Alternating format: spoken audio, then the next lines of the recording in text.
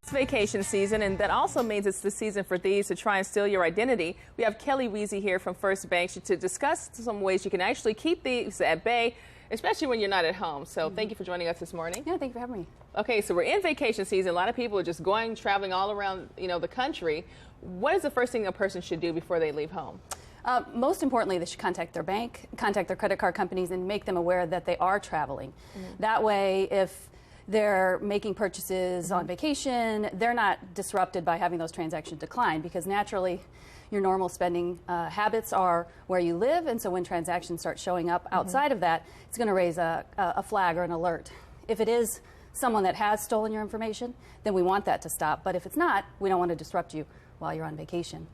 You think it's also a good idea to make sure your neighbors check your mail, don't let things stack up so people don't realize kind of where you are and all that? Absolutely. A lot of information, bank statements, credit card statements, other sensitive information could be lying in your mailbox while you're gone. So have a trusted neighbor either pick that up for you, talk to the post office, have that stopped. I would also encourage electronic statements. You can receive your bank statements electronically through email.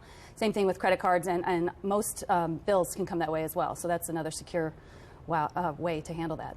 What about when you're out and about traveling and kind of maintaining and keeping track of what you're buying and the receipts and things like that? There's also kind of a method for that in your account numbers and everything? Yeah, it really, actually, quite often people just hang on to the receipts. If you even take the receipts, a lot of people have receipts emailed to them now.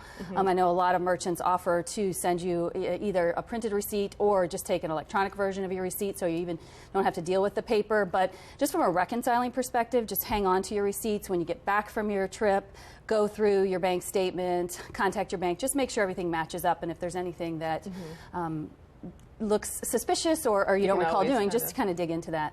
The other thing too is PIN numbers, because I know a lot of times you have to be really careful with that, where you store them kind of in the noggin. Exactly. You have to be really vigilant about guarding all that personal identification. PIN numbers, social security numbers, account numbers.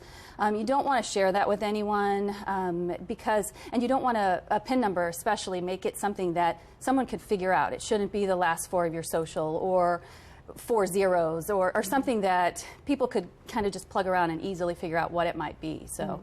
I think the other thing too is when you're traveling, as far as your personal information, I know a lot of times, of course, the hotels they'll have safes and things like that, but I just never leave things in my hotel room. Yeah, I would. I mean, a safe is an option, and I would say use that before you leave anything just laying around the hotel room.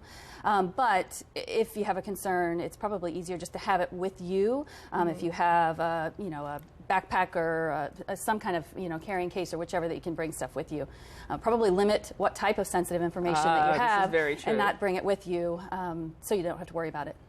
Okay, so any other words of wisdom for folks before they hit the road this summer?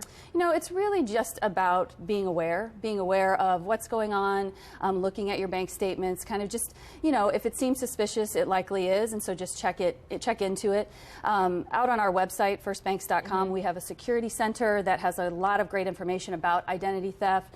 If you think you're a victim, numbers that you can reach out to, credit bureaus that you can contact and make them aware, and just a lot of really helpful information. Yeah, so thank you for joining us. And there you go, information to keep you happy before you leave and make sure you're happy when you get back. Absolutely. All right, thank you very much. I appreciate you. Thanks.